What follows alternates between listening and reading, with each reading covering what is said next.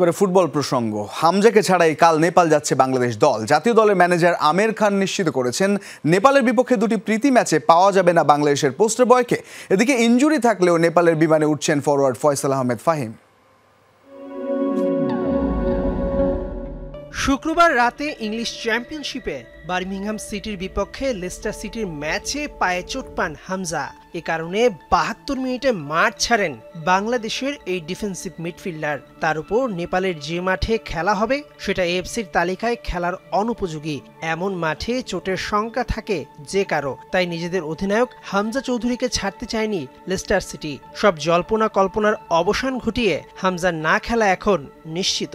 সত্যিকার অর্থে আমরা কিন্তু শেষ পর্যন্ত ওয়েট করি। হামজার এজেন্ট যখন করলেন যে আমরা শেষ পর্যন্ত দিতে পারতেছি না, এটা একদম আমাদেরকে আজকেই কনফার্ম করেছে। তো সেই তো কনফার্ম করার এতে আমরা বলতে পারি যে হামজা আসছে না।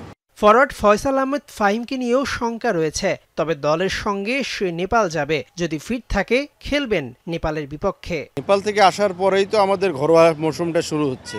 তো ঘরোয়া মৌসুমটা শুরু হওয়ার এতে আসলে এই ন্যাশনাল ক্যাম্পের যে জিনিসটা হলো যে ঘরোয়া মৌসুমের উপরে বেস করে তখন কে বা কারা ফিট হবে সেটা আপনার কোচ যারা আছে তারা সেটা মেনটেন করবে।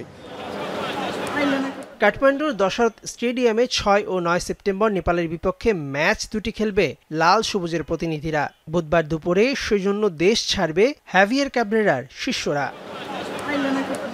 মেহেদি নাইম, যমুনা স্পোর্টস, ঢাকা।